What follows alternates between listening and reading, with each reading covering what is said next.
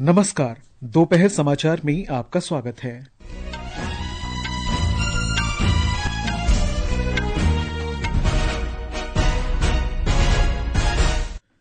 छत्तीसगढ़ के बीजापुर जिले में सुरक्षा बलों के साथ मुठभेड़ में 18 माओवादी मारे गए। पंजाब पुलिस ने शंभू और खनौरी बॉर्डर से प्रदर्शनकारी किसानों को हटाया। हरियाणा पुलिस ने सीमेंटेड बैरिकेड्स हटाने शुरू किए। उत्तराखंड में चारधाम यात्रा के लिए पंजीकरण शुरू। पारसी नववर्ष का त्योहार नवरोज आज मनाया जा रहा है। अमेरिकी फेडरल रिजर्व ने ब्याज दरों में कोई बदलाव नहीं किया। बीसीसीआई ने आईसीसी चैंपियंस ट्रॉफी जीतने पर भारतीय क्रिकेट टीम को 58 करोड़ रुपए के नकद पुरस्कार देने की घोषणा की। और खेलो इंडिया पैरा गेम्स आज शाम नई दिल्ली में शुरू होंगे।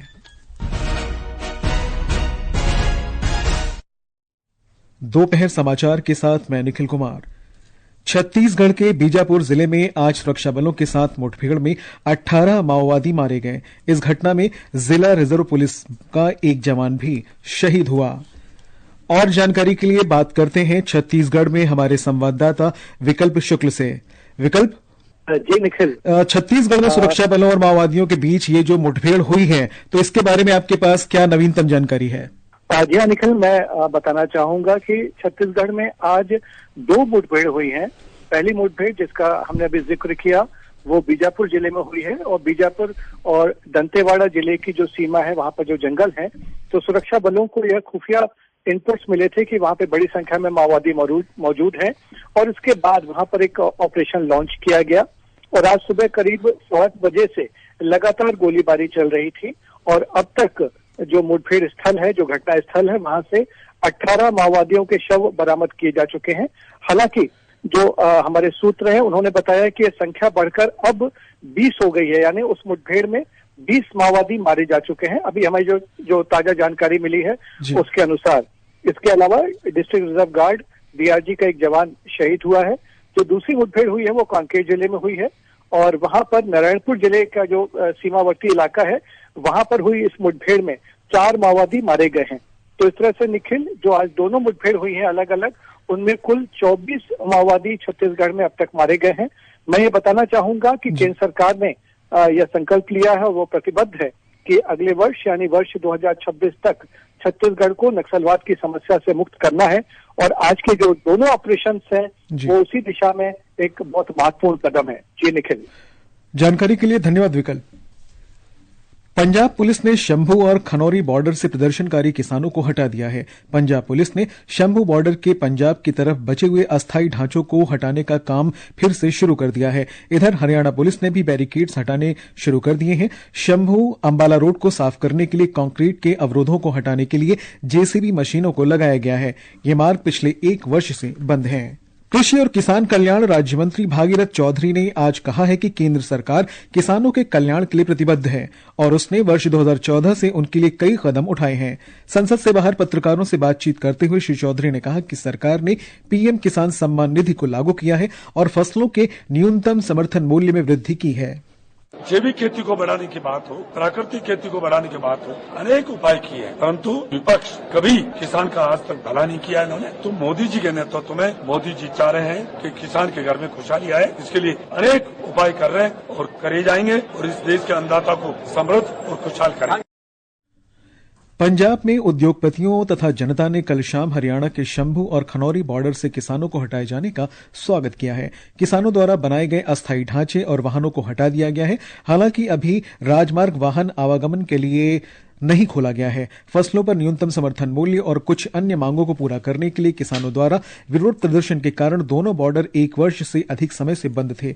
लुधियाना के वर्ल्ड एमएसएमई फोरम के अध्यक्ष बदीश जिंदल ने चौकियां खोलने के फैसले का स्वागत करते हुए कहा कि राज्य को हर महीने 1500 करोड़ रुपए का नुकसान हो रहा है और व्यापार 15 से 20% तक कम हो गया है। इस बीच जिला स्तर पर किसी भी स्थिति से निपटने के लिए राज्य में बड़ी संख्या में पुलिस कर्मियों को तैनात किया गया है। ये समाचार हमारी वेबसाइट www.newsonair.gov.in और हमारे news on AIR mobile app पर भी उपलब्ध हैं। दोपहर समाचार में आपका फिर स्वागत है। संसद के दोनों सदनों की कार्यवाही डीएमके और कुछ अन्य विपक्षी सांसदों द्वारा लोकसभा तथा विधानसभा क्षेत्रों के प्रस्तावित परिसीमन के विरोध के बाद कल तक के लिए स्थगित कर दी गई है। फिलहाल और जानकारी के लिए बात करते हैं संसद के बाहर उपस्थित हमारे संवाददाता दिवाकर से।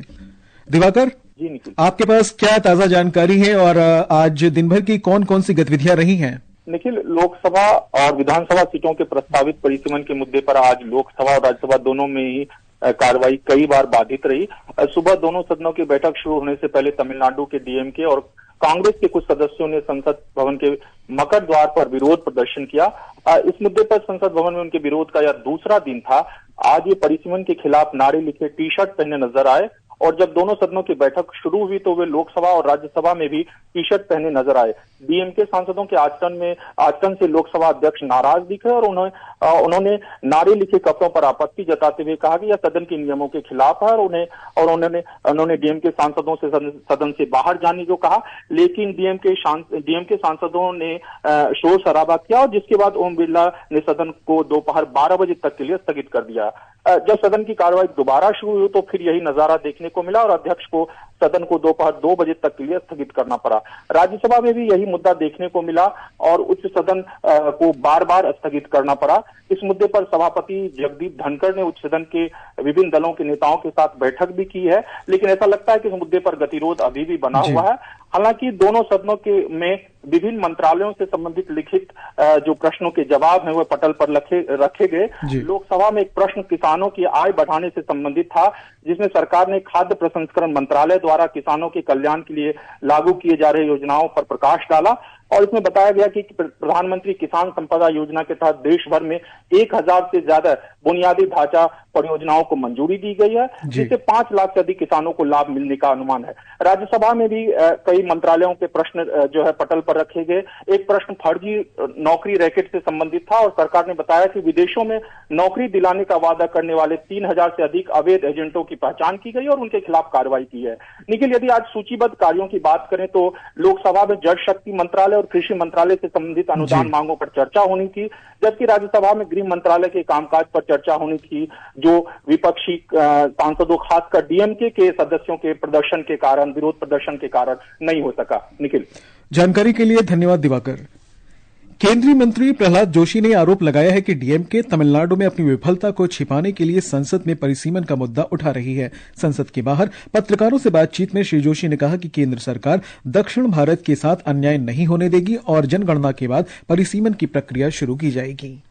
सेंसस के बाद डिलिमिटेशन का कानून के लिए पार्लियामेंट में आएगा और honourable home minister with all responsibility and sensitiveness he has told we will not allow anything injustice to happen for the southern India. इस बीच मीडिया से बातचीत में पार्टी सांसद कनिमोझी करुणानिधि ने कहा कि उनकी पार्टी निष्पक्ष परिसीमन पर जोर दे रही है। उन्होंने कहा कि डीएमके इस मुद्दे पर केंद्र सरकार से स्पष्टीकरण चाहती है क्योंकि प्रस्तावित परिसीमन तमिलनाडु सहित कई दक्षिणी राज्यों के हितों को नुकसान पहुंचाएगा। Our leader, the Tamil Nadu Chief Minister, Mr. M.K. Stalin, has been raising this concern about delimitation and about how states which have controlled their population might get affected and they will be wronged. So we want a fair delimitation. विदेश मंत्री doctor Subramaniam Jaishankar ने आज नई दिल्ली में 10वें CII India LAC सम्मेलन को संबोधित किया। उन्होंने वैश्विक आर्थिक परिदृश्य का उल्लेख करते हुए कहा कि दुनिया एक अनिश्चितता और अस्थिरता भरे दौर से गुजर रही है। उन्होंने कहा कि कोविड महामारी ने विकासशील देशों और सतत विकास लक्ष्यों को प्रभावित किया है। डॉक्टर जयशंकर ने कहा कि वैश्विक अर्थव्यवस्था को खतरों से बचाने की आवश्यकता है। The cost of borrowing, particularly for developing countries, has been exorbitant.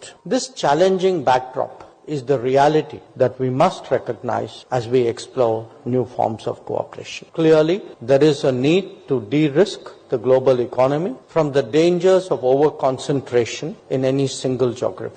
राष्ट्रीय अन्वेषण अभिकरण NIA ने जम्मू में 12 स्थानों पर तलाशी ली है। लश्कर-ए-तैयबा और जैश-ए-मोहम्मद जैसे आतंकवादी संगठनों की नवगठित शाखाओं तथा उनके सहयोगियों के घरों पर छापे मारे गए। अभियान के दौरान NIA ने आपत्तिजनक सामग्री जब्त की है। उत्तराखंड में 4 धाम यात्रा के लिए पंजीकरण आज से शुरू हो गया है। इस वर्ष पंजीकरण का प्रमाणीकरण आधार कार्ड से होगा। कुल पंजीकरणों में से 60% पंजीकरण ऑनलाइन होंगे, जबकि 40% ऑफलाइन किए जाएंगे ताकि यात्रियों को कोई परेशानी न हो। तीर्थयात्री रजिस्ट्रेशन एंड touristcare.uk.gov.in पर ऑनलाइन पंजीकरण करा सकते हैं। पारसी नववर्ष का त्योहार नवरोज आज मनाया जा रहा है। शांति और समृद्धि का प्रतीक ये पर्व पारसी समुदाय का सबसे प्रमुख त्योहार है। नवरोज का दिन मन को शुद्ध करने और प्रेम तथा शांति के साथ नया साल शुरू करने के लिए समर्पित है। प्रधानमंत्री नरेंद्र मोदी ने इस अवसर पर लोगों को शुभकामनाएं दी हैं। सोशल मीडिया पोस्ट में श्री मोदी ने कहा कि ये विशेष दिन सभी के लिए खुशियां, समृद्धि और अच्छा स्वास्थ्य लेकर आए। ये समाचार आकाशवाणी से प्रसारित किए जा रहे हैं। ताजा समाचार जानने के लिए आप हमारे social media handle x@AIR News Hindi को फॉलो कर सकते हैं। ये आकाशवाणी है। अमेरिकी फेडरल रिजर्व ने अपनी ब्याज दरों को अपरिवर्तित रखा है। ब्याज दरों को 4.25% से 4.50% की सीमा में स्थिर रखा गया है। हालांकि केंद्रीय बैंक ने संकेत दिया है कि इस वर्ष के अंत में 2 बार ब्याज दरों में कटौती किए जाने की संभावना है। फेडरल रिजर्व ने इस वर्ष के लिए अमेरिकी मुद्रास्फीति के अपने अनुमान को बढ़ा दिया है और अमेरिकी आर्थिक विकास पूर्वानुमान को घटा दिया है। अमेरिकी केंद्रीय बैंक का दूसरा मौद्रिक नीतिगत निर्णय अमेरिकी राष्ट्रपति डोनाल्ड ट्रंप की शुल्क में बढ़ोतरी से पैदा हुई मुद्रास्फीति के जोखिमों के बीच आया है। इजरायल ने गजा में अपने सैन्य अभियान तेज कर दिए हैं। हवाई हमलों में कम से कम 400 फिलिस्तीनियों के मारे जाने के ठीक एक दिन बाद मध्य और दक्षिणी क्षेत्रों में इजरायल ने जमीनी अभियान शुरू किया है। ये अक्टूबर 2023 में संघर्ष शुरू होने के बाद सबसे घातक हमलों में से एक है। भारतीय क्रिकेट कंट्रोल बोर्ड बीसीसीआई ने आईसीसी चैंपियंस ट्रॉफी में जीत के लिए भारतीय क्रिकेट टीम को 58 करोड़ रुपए के नकद पुरस्कार देने की घोषणा की है। रोहित शर्मा की कप्तानी में भारतीय टीम पूरे टूर्नामेंट में अपराजित रही और उसने 9 मार्च को दुबई में न्यूजीलैंड के खिलाफ फाइनल में 4 विकेट से जीत दर्ज की। बोर्ड के उपाध्यक्ष राजीव शुक्ला ने भी टीम की प्रशंसा की है। खेलो इंडिया पैरा गेम्स का दूसरा चरण आज दोपहर बाद नई दिल्ली के इंदिरा गांधी स्टेडियम के केडी जाधव हॉल में शुरू हो रहा है। उद्घाटन समारोह का सीधा प्रसारण Prasar Bharati sports YouTube channel पर किया जाएगा। खेलेगा खेलेगा मेरा इंडिया, जीतेगा जीतेगा मेरा इंडिया। दूसरे खेलो इंडिया पैरा गेम्स की शुरुआत आज से राजधानी दिल्ली के 3 स्थानों पर होगी। इसमें 1300 से अधिक पैरा एथलीट 6 खेलों में भाग लेंगे। जवाहरलाल नेहरू स्टेडियम में पैरा एथलीटों की सहायता और प्रबंधन के लिए 200 से अधिक स्वयंसेवकों ने भाग लिया। इस बीच आज सुबह इंदिरा गांधी स्टेडियम में पैरा बैडमिंटन इवेंट शुरू हुआ। दूसरी ओर जवाहरलाल नेहरू स्टेडियम कल से पैरा एथलेटिक्स की मेजबानी करेगा। शनिवार से पैरा तीरंदाजी और रविवार से पैरा पावर लिफ्टिंग जबकि पैरा टेबल टेनिस 25 मार्च से इंदिरा गांधी स्टेडियम में होगा। इन खेलों का सीधा प्रसारण दूरदर्शन समाचार पर किया जाएगा। साथ ही ताज़ा जानकारी आकाशवाणी समाचार में भी दी जाएगी। ये खेल 2028 में अमेरिका के लॉस एंजलिस में होने वाले ग्रीष्मकालीन पैरालंपिक में भारत की भागीदारी के लिए भूमिका तैयार करेंगे। समाचार कक्ष से कनक लता। खेलेगा खेलेगा मेरा इंडिया, जीतेगा जीतेगा मेरा India. AFC beach soccer Asian cup 2025 में आज शाम भारत का सामना थाईलैंड से होगा।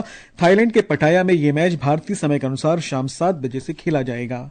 आज विश्व गौरैया दिवस है। यह दिन गौरैया की आबादी में तेजी से हो रही कमी के बारे में जागरूकता फैलाने का प्रयास है। हर वर्ष 20 मार्च को मनाया जाने वाला यह दिन पहली बार वर्ष 2010 में विश्व के विभिन्न हिस्सों में मनाया गया था। आज दुनिया भर में अंतर्राष्ट्रीय प्रसन्नता दिवस मनाया जा रहा है। ये दिन दुनिया भर में मानव जीवन में प्रसन्नता और कल्याण की भावना को रेखांकित करने के लिए मनाया जाता है। मौसम विभाग ने आज गंगा के मैदानी पश्चिमी बंगाल, छत्तीसगढ़, ओडिशा, झारखंड, असम और मेघालय में तेज हवा, ओलावृष्टि और बिजली गिरने के साथ साथ आंधी तूफान की संभावना भी व्यक्त की है। और अंत में मुख्य समाचार एक बार फिर। छत्तीसगढ़ के बीजापुर जिले में सुरक्षा बलों के साथ मुठभेड़ में 18 माओवादी मारे गए। पंजाब पुलिस ने शंभू और खनौरी बॉर्डर से प्रदर्शनकारी किसानों को हटाया। हरियाणा पुलिस ने सीमेंटेड बैरिकेड्स हटाने शुरू किए। उत्तराखंड में 4 धाम यात्रा के लिए पंजीकरण शुरू। पारसी नववर्ष का त्योहार नवरोज आज मनाया जा रहा है। अमेरिकी फेडरल रिजर्व ने ब्याज दरों में कोई बदलाव नहीं किया। बीसीसीआई ने आईसीसी चैंपियंस ट्रॉफी जीतने पर भारतीय क्रिकेट टीम को 58 करोड़ रुपए के नकद पुरस्कार देने की घोषणा की। और खेलो इंडिया पैरा गेम्स आज शाम नई दिल्ली में शुरू होंगे। इसके साथ ही दोपहर समाचार का ये अंक समाप्त हुआ। नमस्कार।